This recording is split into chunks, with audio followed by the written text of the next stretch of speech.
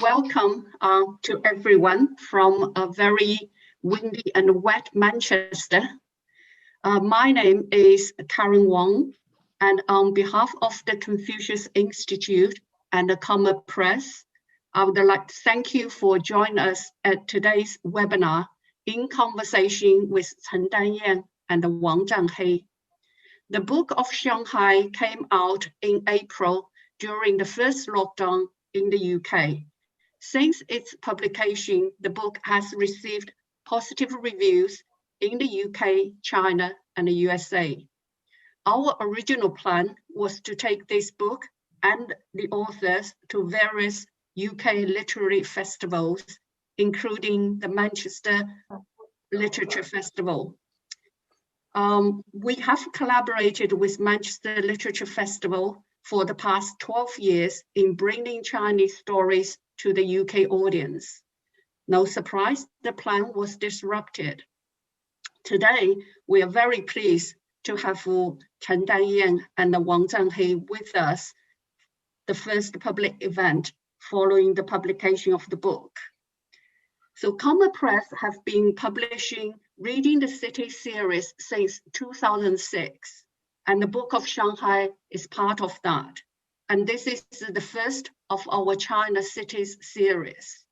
So this particular book of Shanghai is the outcome of a collaboration between Manchester Confucius Institute, Comma Press, and Fudan University. So I would like to take this opportunity to thank Professor Dai Chongrong and Dr. Jing Li for their contributions as the editor of the book.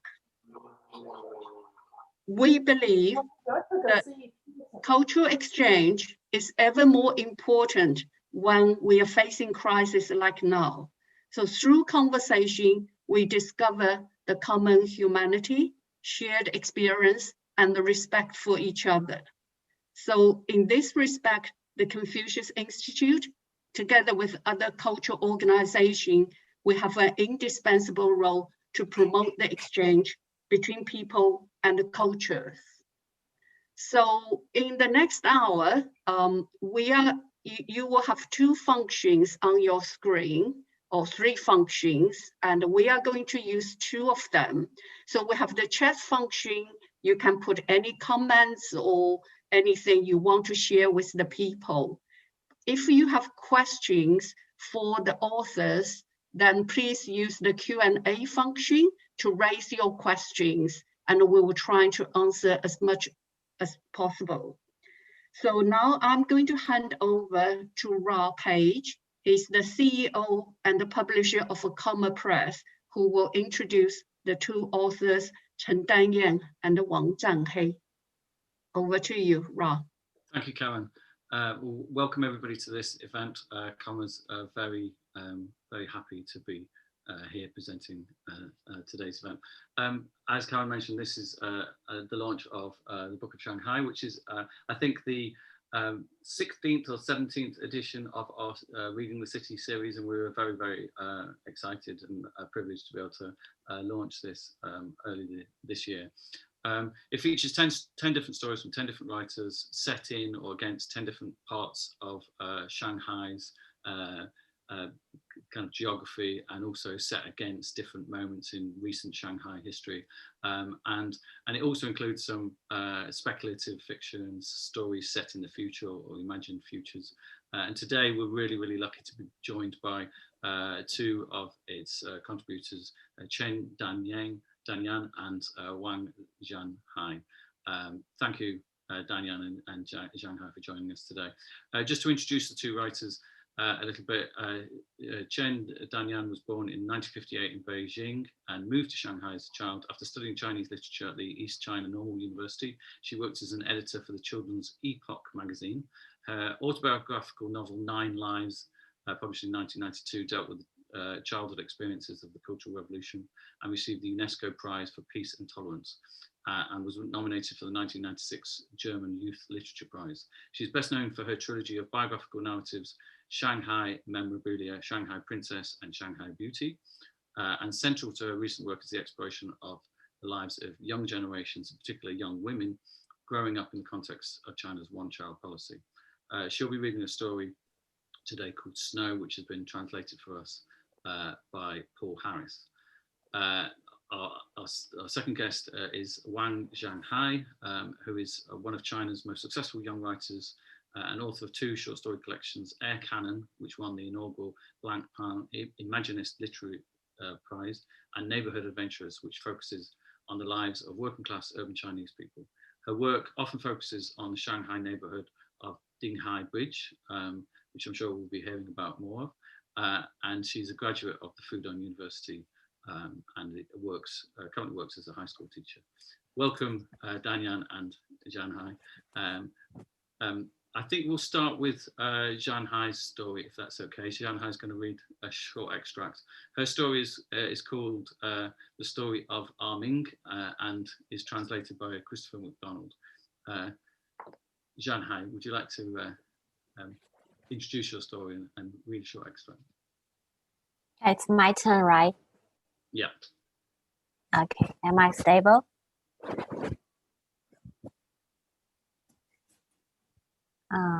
Let me find my book.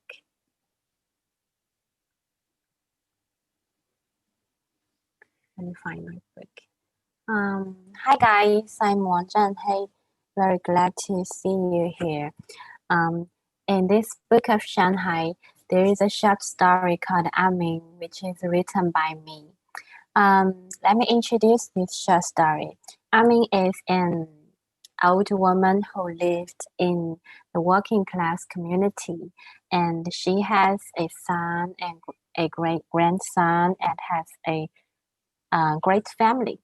But she has another habit, is to collect rubbish from the dustbins, and which makes her feel smelly.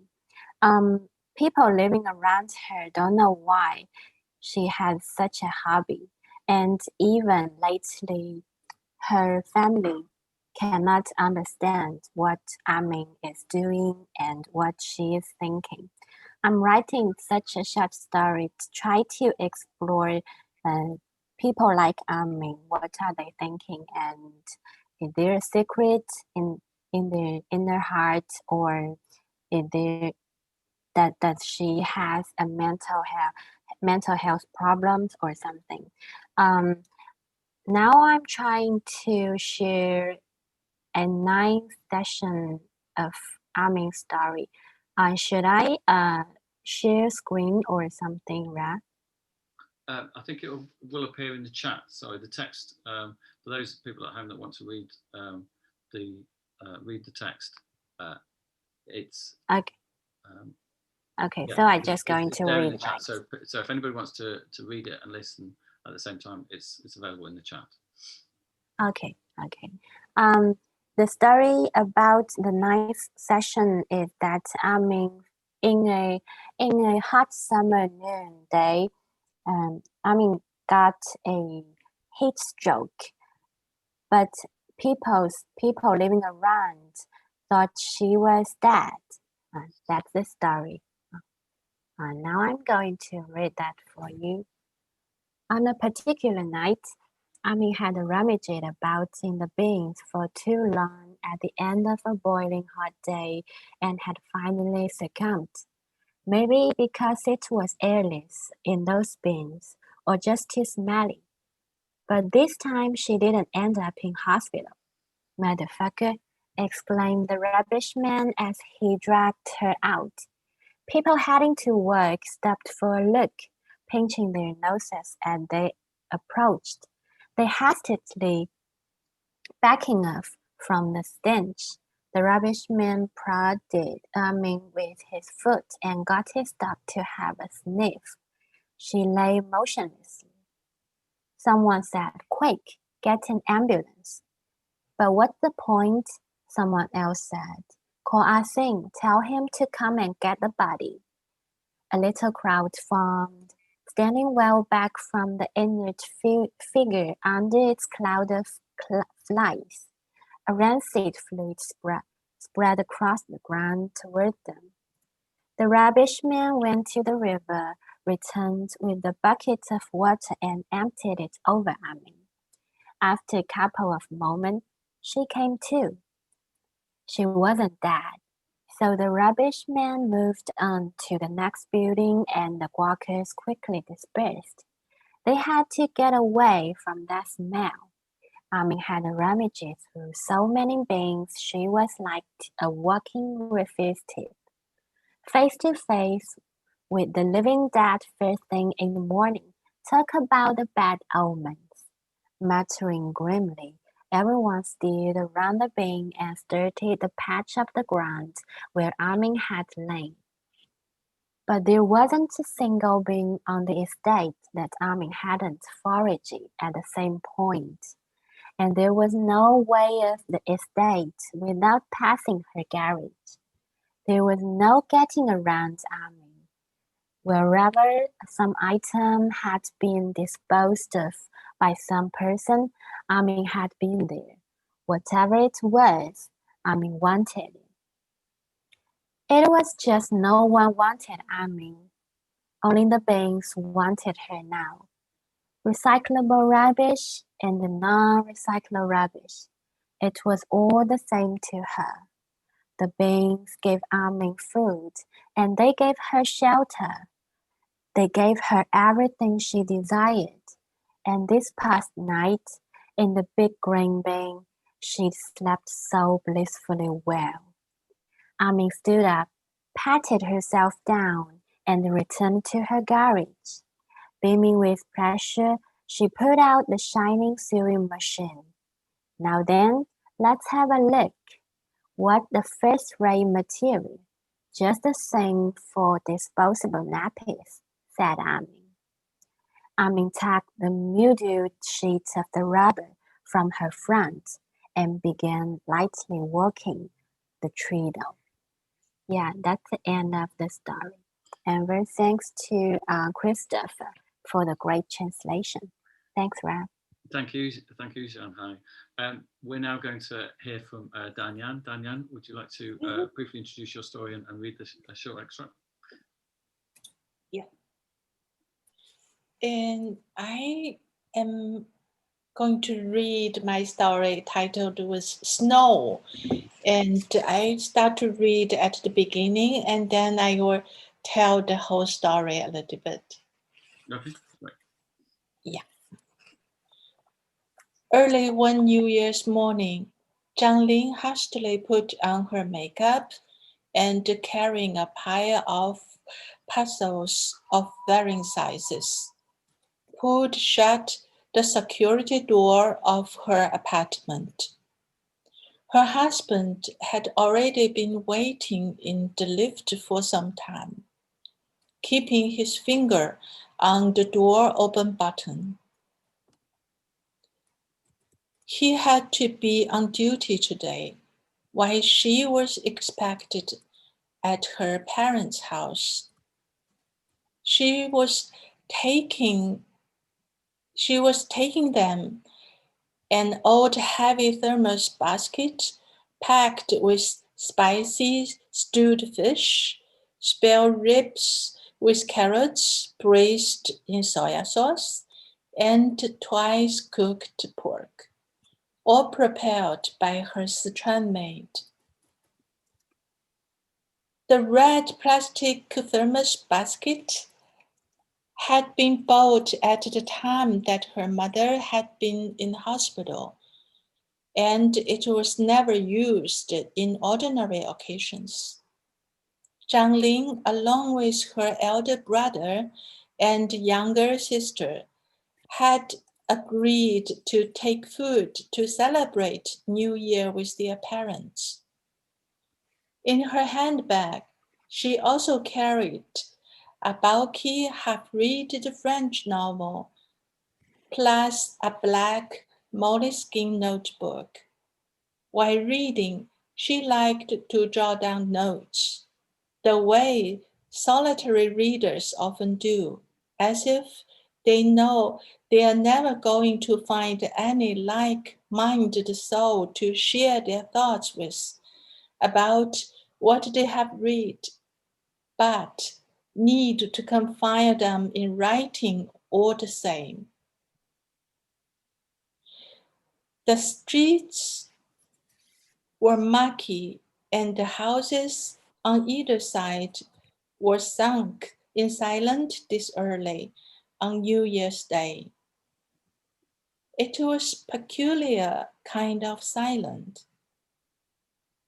accompanied by a feeling that always come over her first thing in the morning of the public holiday, like before a family get together.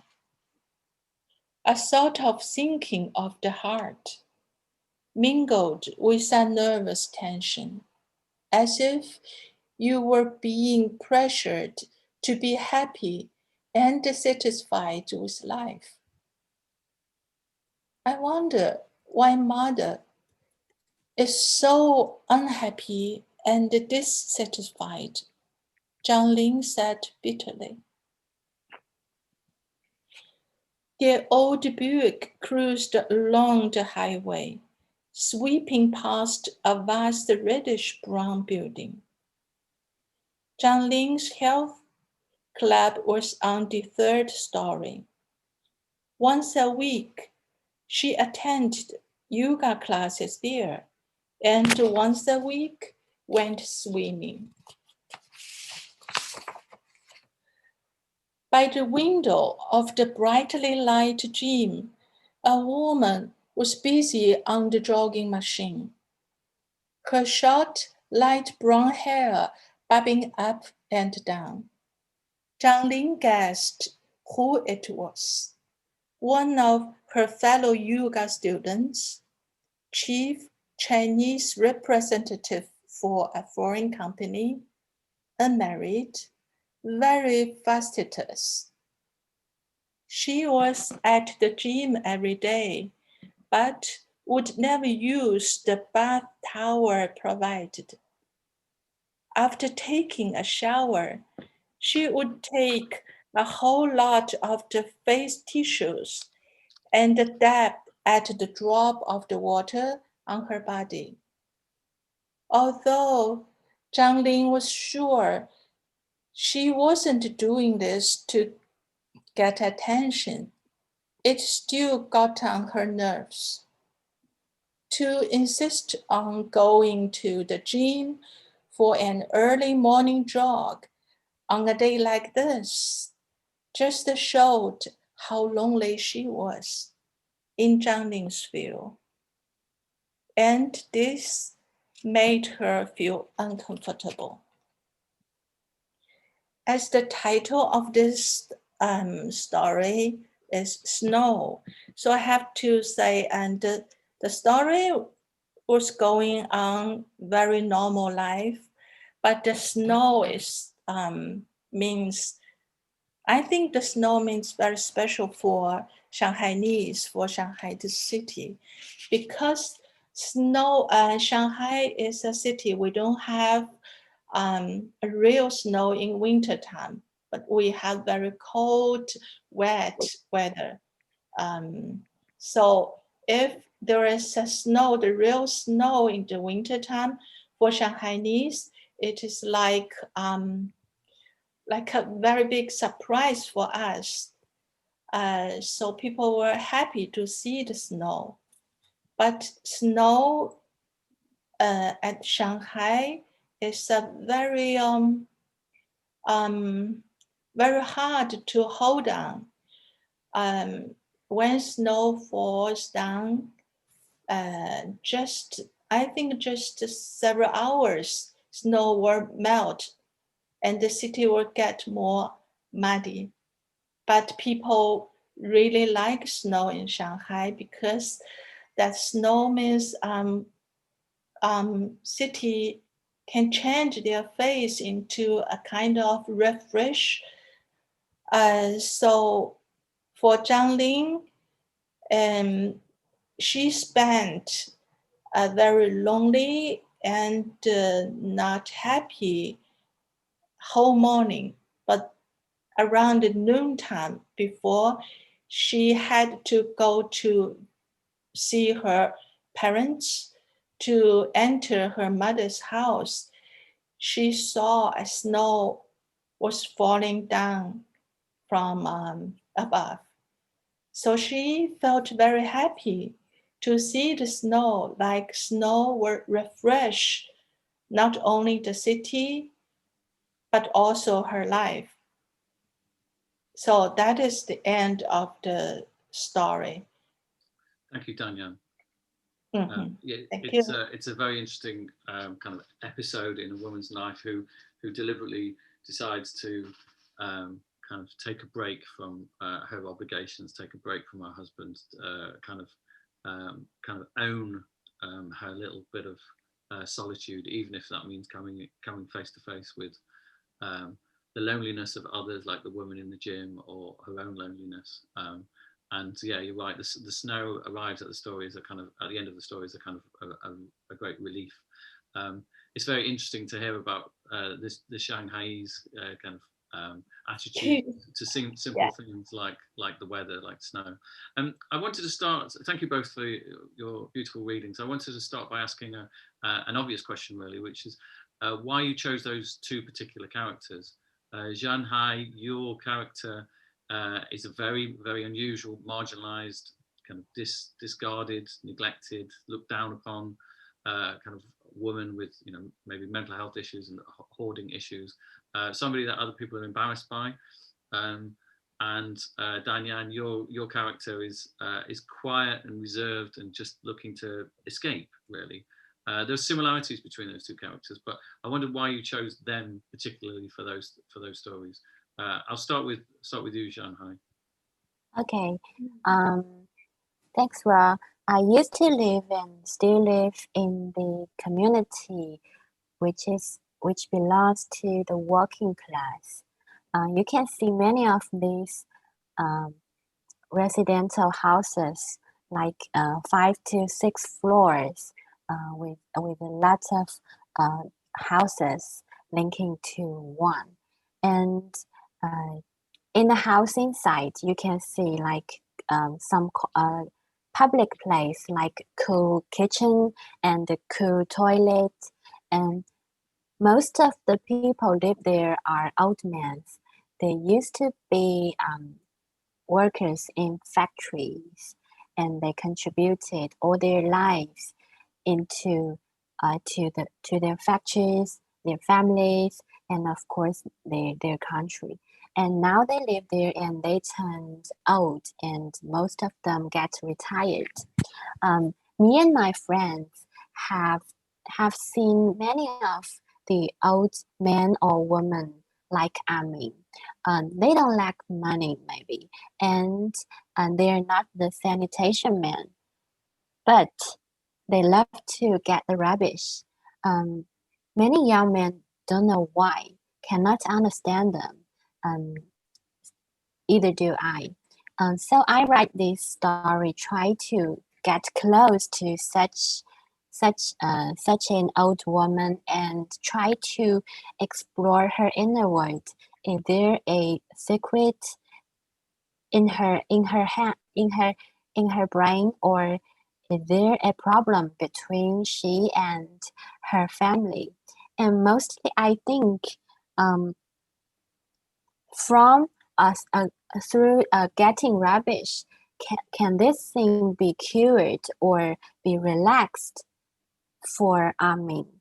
And I think to write a story is just to try to understand them.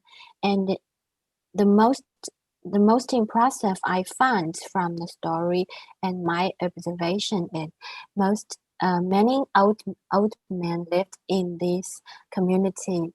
They're very lonely. Yeah, they're very lonely. They try to do something different to maybe get relaxed, or let's make others take notice on them. And but finally they got misunderstood and maybe became disgusted, became disgusting person in neighborhood. Yeah, so it's a sad story. And I wrote a lot of story of old men in this neighborhood. someone's happy while someone is so sad. That's a different Shanghai, I think. Yeah. Thank you, Zhanhai. It's interesting that you talk about loneliness, and obviously there's a disconnect with Ming, this character of yours, from her family, from the fast-paced life of the younger people, the hordes of people that on the way to work every morning or on the way back who kind of look down upon her, and there's a disconnect there. But as you say, there's also enormous loneliness and kind of lack of purpose almost, especially for people of that age or that generation. And there's a similar theme, Danyan, in your story. This loneliness is a key theme, isn't it, for this character? So the same question to you, really. Why did you choose this woman for Snow? Actually, I don't know. I think, yeah, and I really don't know. I just think this woman, sometimes at all age, people will face different problem. But I think mostly they feel the problem is about the loneliness. Children, they sometimes feel very lonely, and old people, they feel lonely as well. So I think maybe people, if you look at them, they are quite okay. They have their life and they have everything. But if you talk to them a little bit deeper, you can touch. They have inside. They have very hard part, and that is the lonesome. And I just want to find out if people can find a way out of their problem. But it is like very difficult to really get out from the loneliness. So you can try to do this and try to do that, to read a novel and to visit their relatives, and especially you will feel double lonely when the holiday, the public holiday, is like New Year and also like our Lunar New Year and your Christmas. From this period, and the loneliness was getting bigger because of the holiday. So I'm very interested in how do people get out from their trouble. So if you don't have any way to get out, maybe the snow will come to help you. Thank you. So that, yeah, so I don't know. Yeah. I really don't know. It's a great solution. Yeah. Yeah, but it's by chance. Yeah, better solution. It's not really a solution. It's like a relief, isn't it? It's like a change. Yes. Change of scene. Yeah, it's like something come from above. Yeah. And you never can looking for.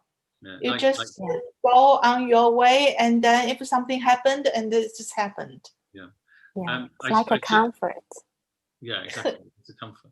I should say, and I'm very sorry, I forgot to say, there's a Q&A function, as Karen mentioned. If anybody wants to ask questions for later in this event, Karen will ask your questions for you. But pardon me, I did just notice that there was a question from Mimi Webster, who asked this very question: if there was something around if loneliness was a big problem in Shanghai. So yeah, that was why I was kind of asking about that specific issue. My next question was for Danyan. There's a certain amount of nostalgia in your story. There's a nostalgia for the old parts of the city. Shanghai is a city which is famous for its golden era, its golden age, which was the 1920s and maybe the 1930s a little bit. And it's a reputation that was kind of international. It was known as the Paris of the East.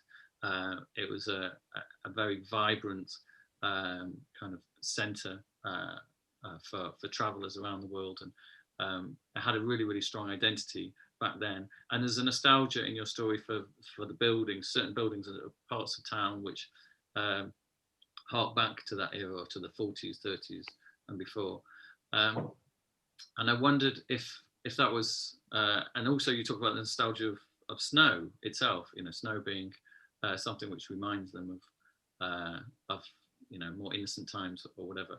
I wondered if that was a particular kind of Shanghai feature, something that was specific or unique to Shanghai, that kind of sense of nostalgia. I think it's hard to say this because Shanghai is a huge city. It's a kind of like London. So we have different neighborhoods. Different neighborhood, they have different identity, and also they have their own culture, I think. Every neighborhood, they have their own culture, or even they all speak Shanghainese normally. And they all speak Shanghai dialects, but even you can hear their tone is different from different neighborhood. I think it's similar with London. So I think even in the old part of the city, we still have different neighborhood. We have different different characters. So from my story, I just can tell my neighborhood, what happened in my neighborhood. So I grown up at old concession part of the town.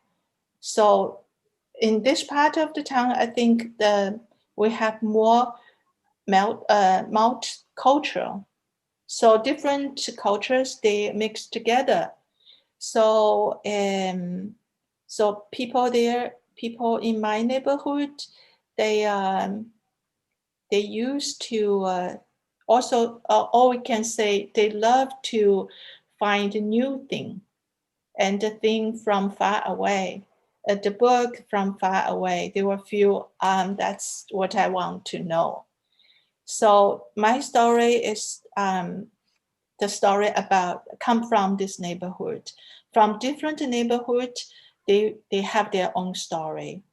So I think Zhanhei's story for me is very interesting, and maybe it's come from a little bit far from the town center, but you will feel, oh, it is also Shanghai.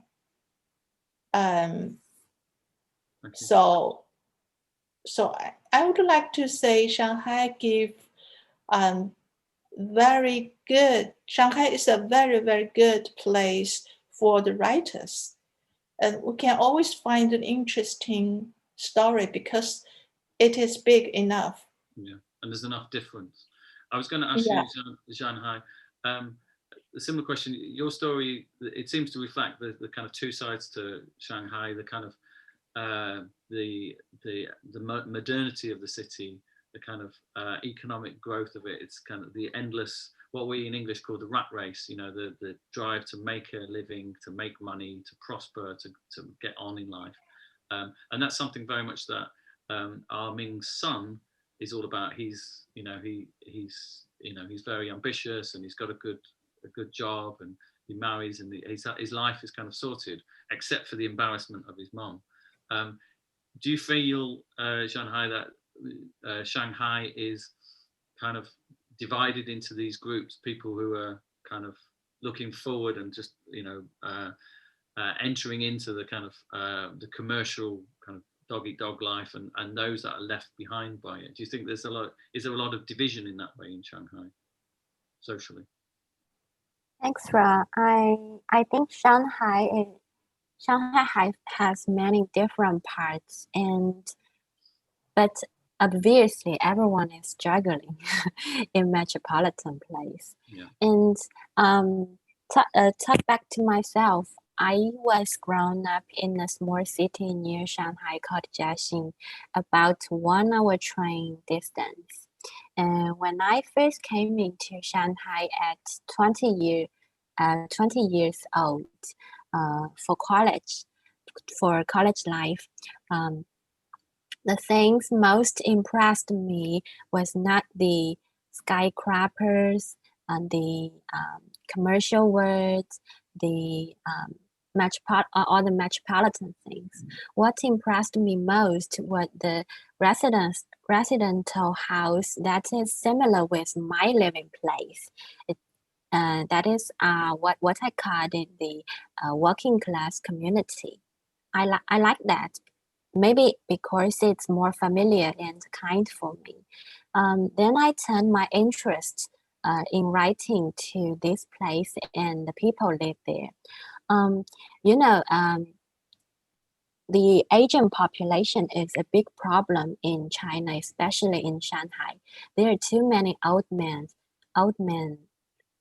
in Shanghai, and most of them lived in the old place, the crowded community, and using co-living things.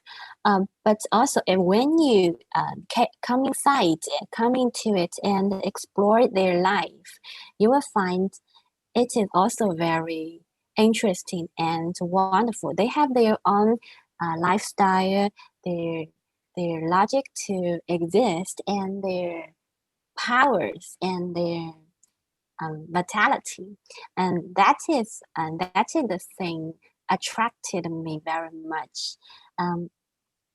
So the question I was keeping thinking is,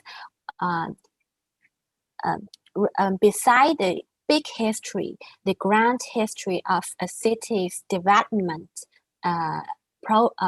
process, what about the personal historical writing? What about the personal voice? Can I record it, or can I try to write it into my in a literary form? So I wrote a lot of people who will be regarded as the neighborhood, who will be tagged as nobody, but they are very concrete and interesting. You can deep into the details, like what they said, what they do, what they eat, and what they love. I think it's very worth. It's very worth it, and I'd love to devote my writing into that things. As you can see at the city program, many of the old residential houses get removed, and people, more and more people are moving out into the new mansion or apartment.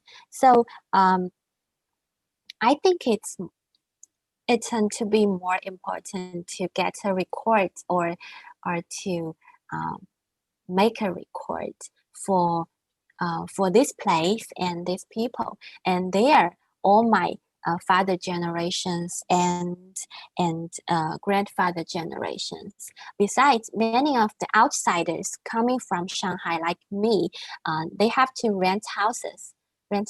So it's more cheap and convenient to get this place to live.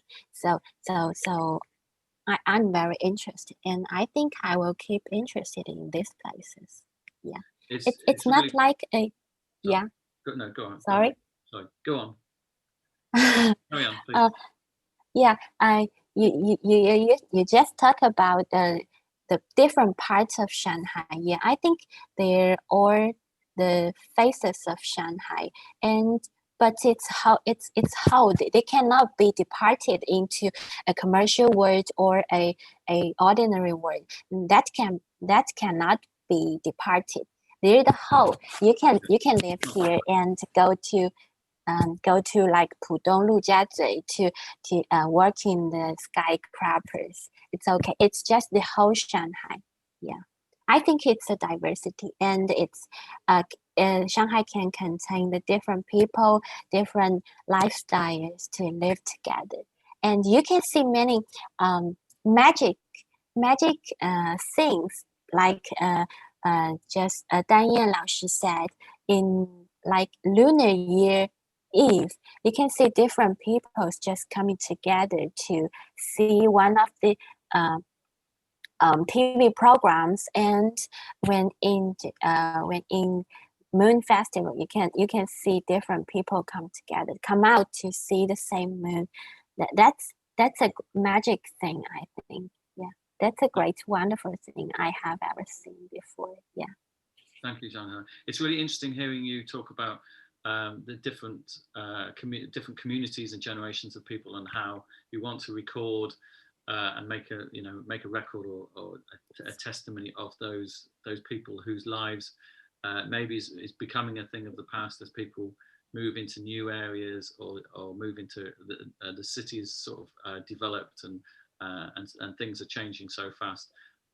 Regeneration, as it's called in the West or in Britain, is a huge regeneration thing. And it's an issue which every city, when people write about any city, this is an issue, because it's a tension within the communities, because we're all the kind of marketing and messaging around the city is all about the future, is all about new buildings, about new type lifestyles, etc., etc. And it completely leaves behind what is the reality for most people. And I think it's really interesting that you as a writer kind of focus on reminding people what is the reality, despite all the kind of messaging about modernity and new places, new builds, etc. So yeah, Can I it's say really, really something? Sorry, yeah, go on. Oh, sorry. Can I say something absolutely, about this? absolutely. Please, Danyan.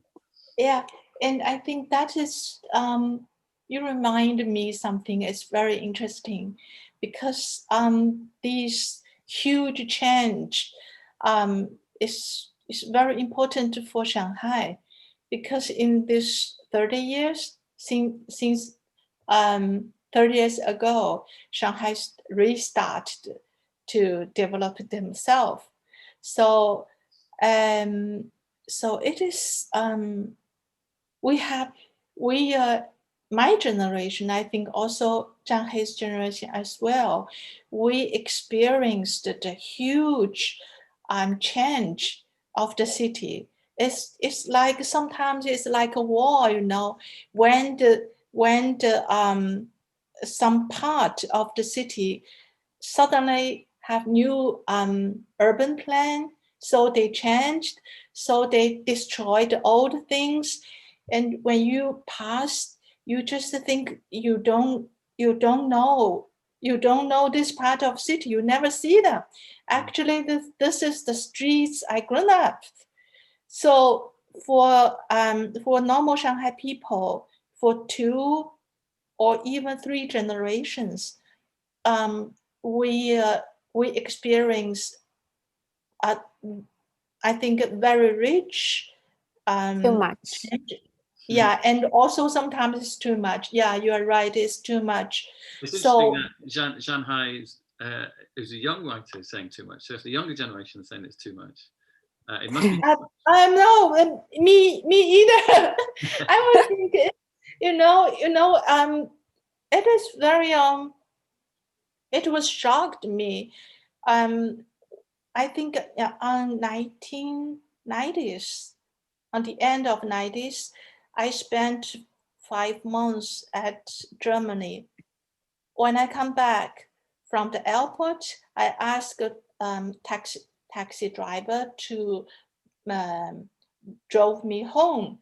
And when he started to ask the address and try to drive me back to home, and he got lost, and I get lost as well, because we don't know what happened between the airport and my home.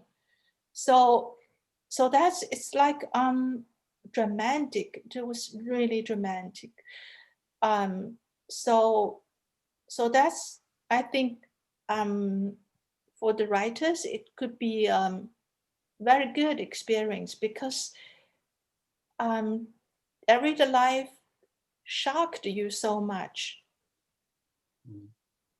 And we are not live in a quiet, slow life. Yeah. We live in very fast and quite shock life sometimes.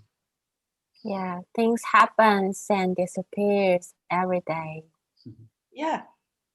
I wanted to ask you both about your choice of a female character, female protagonist. Indeed, this whole book, there were lots and lots and lots of really strong female protagonists, as well as lots of very, very strong, distinctive female voices. Is this a reflection of a new Shanghai, something that's happened fairly recently, or has Shanghai always been a good place for female writers and female characters and voices? Zhanhai, I'll start with you. Zhanhei, I go first? Yep, Danyan. Okay. Go. Yep.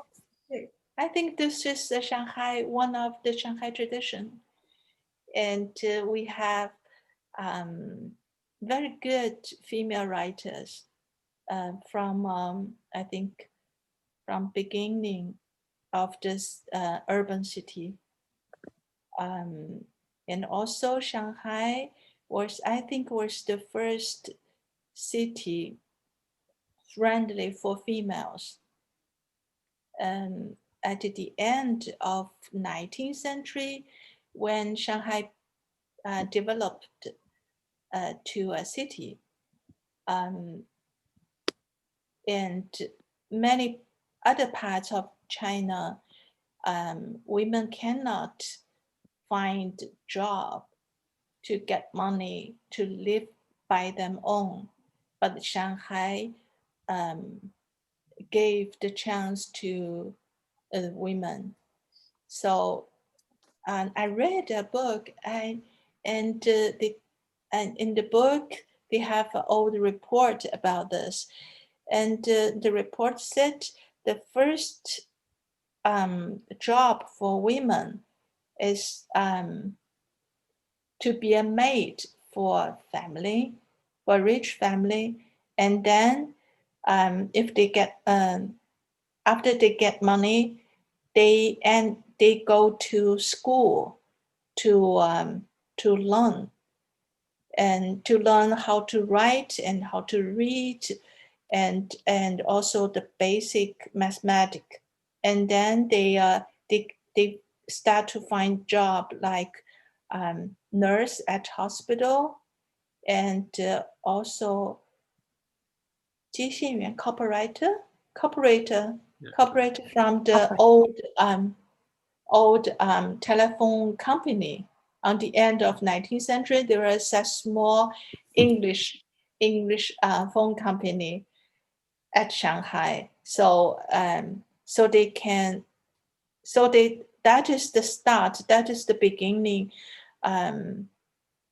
At Shanghai, women can find a job and can live by their own. So I think from that day, Shanghai become a friendly to women. So also women in Shanghai, they start to write to the newspaper and to get money as well. So we have tradition for women's writing. Also translated, right? Translating and yes, you are right. Yeah.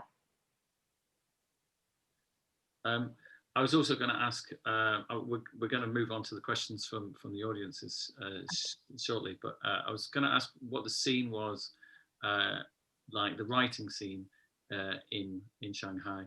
One thing that struck me and has struck a lot of readers about this book is the diversity of styles. There are kind of apocalyptic sci-fi stories, there's strange absurdist stories, there's a lot of comedy in there, and then the smaller kind of more intricate realist pieces with a kind of narrower focus, and it's just hugely diverse.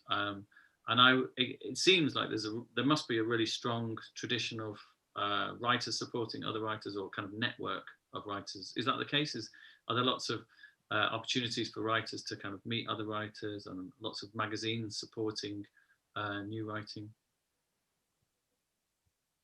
Yes, we have yearly the Shanghai Book Fair.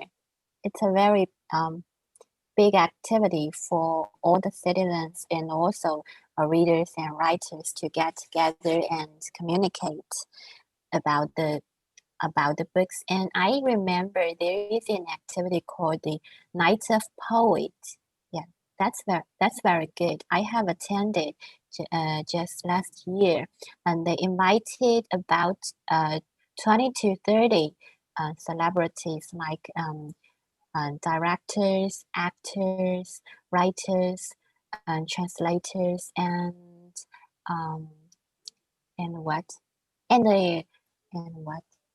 like film musicians to get together to choose their favorite poets to read in a big stadium, like can contain about 400 to 500 people. Yeah. And also we have weekly activities like 思南读书会, right? Yes. There is a mansion called 思南. How to say? It's an old mansion, and the weekend there. It's like a literature house. Yeah, literature. Yeah.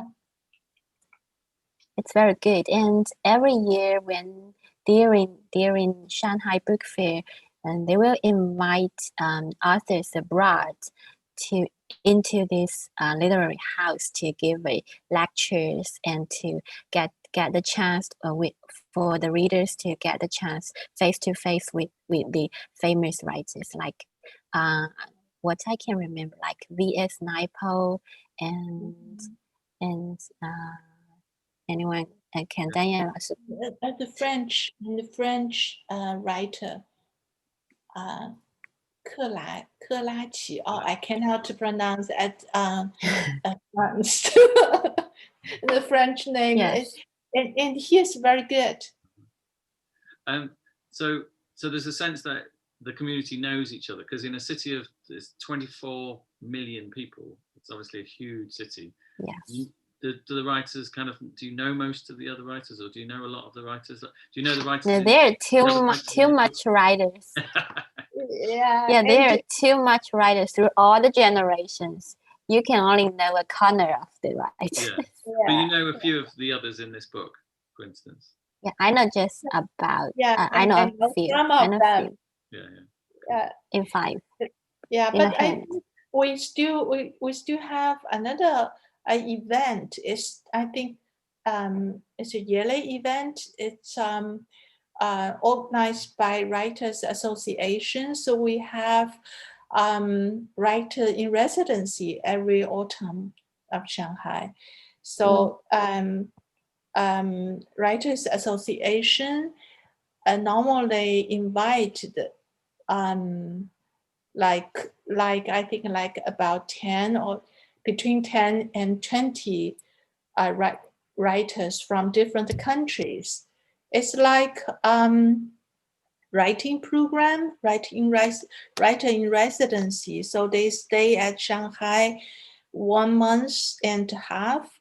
They give a lot of readings, and they also have panel discussions with Shanghai writers. So that is also a good chance to talk to writers. So I think that event was more with writers, between writers, and so I think it is also a good chance to discuss about what you think and what you write, and what's the difference with different languages and from different country, and people, the writing people, if they have the special concern for the from their life. So, and for me, I feel very interesting because before they give readings, they read a small paragraph for their native language. So you can hear different languages they speak, and some words I think I never can pronounce. Mhm. So it's also beautiful. So I like that very much. And we have a question from one of our audience members, who's actually Jack Hargreaves, one of the translators, who asks, it's a question for Chen Danyan. You've already produced, oh sorry, it's a question for Zhanhai actually. Danyan, you've already produced long form literature, but as far as Jack knows, you, Zhanhai, haven't. You've published 2 collections of short stories so far, and he's noticed that you've just posted a novella online. Does this mean that you're going to be moving into longer form, longer short stories, or maybe even a novel for you? Is that marking a direction in your work, new direction?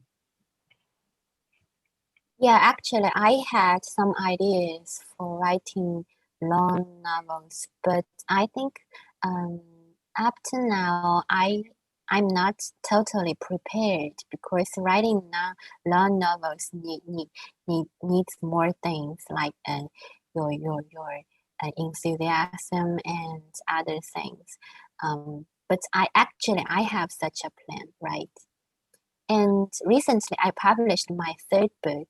There are some like not so short stories. Yes. But the short story generally isn't as popular from our previous conversations. I gather it's not a very commercial form. What gets translated into English, usually from the Chinese, and I'm generalizing here and simplifying slightly, but generally we get a lot of epic novels, a lot of historical novels, a lot of intergenerational family kind of epic kind of narratives. We don't get much short fiction.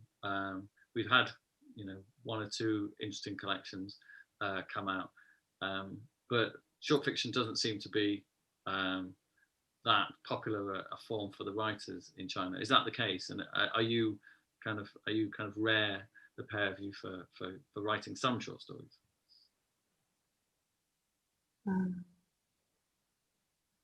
I guess that's a question to you, Zhanhai. Are you do you find that most of your other writer colleagues are writing longer novels? Many of the young writers like me are started with short stories and then come to a new step to try to write long novels. And about the already famous writers, many of the works has already been translated into English or French are long novels. I think it has something like the imagine of Orientalism because long novel is more historically narration and so it's more dramatically. So maybe Western people will like that much more than short story. In my opinion, many of the current short stories written by young people are more focused on the normal life of daily life of normal people, and young writers are much more influenced by the Western pace of literary masterworks. Yeah. So the difference between literacy styles will be more vague. Yes. And but many people think the long stories like maybe like the film to be regarded as in fine arts, while TV series like the TV programs you can think a short story, people will say it's more like not a fine art. It's more entertainment, but in fact, it's not. And like I have watched many mini series from BBC. They're also very wonderful, comparative with the current novels from British. Yeah. Also China. Thank you. And we are running out of time. I think we've only got an hour. So I guess my last question to you both is how is Shanghai now? How is it coping with the pandemic? I mean, here in Manchester, we've been in lockdown and then been out of lockdown and then back into lockdown. Is Shanghai recovering from the devastation of the pandemic, or is it still in lockdown? What's the mood of the city right now? I think if I go to the street, we don't have any new cases for a long time at Shanghai, but people still wear masks well. And if we go to the bus and go to the subway and go to the department store, we use mask. And I think people are more careful about. But we can go to cinemas, and we also try to go to some more public place and to have more events. And that's you can enjoy your life, but you still have a fear inside. Yeah. If something happened, and it's better we go back home. Yeah. And yeah, so it is pity we cannot travel in the moment. Yeah, the whole year we cannot travel, and I do miss travel.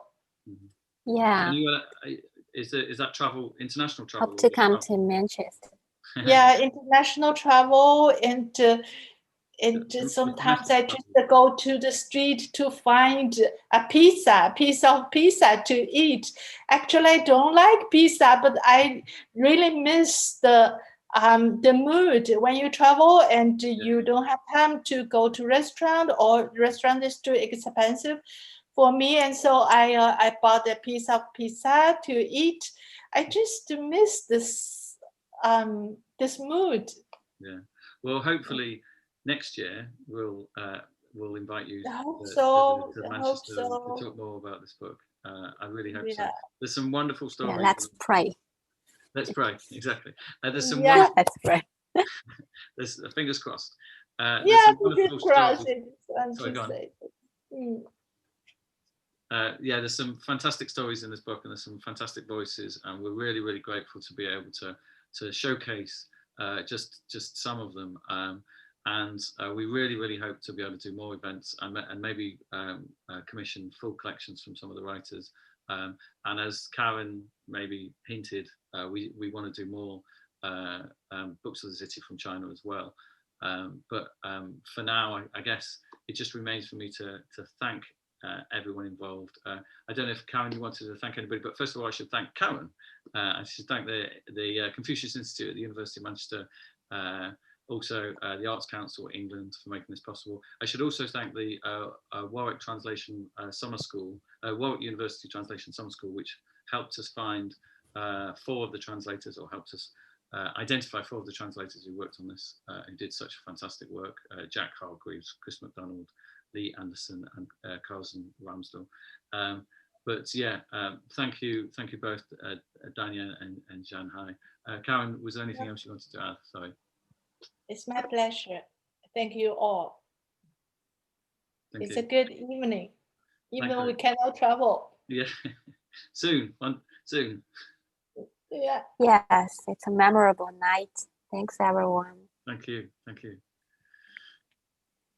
Okay, thank you, everybody, and thank you, Confucius Institute, and see you at the next event. Good night, everyone. Bye. Night. Goodbye. Bye.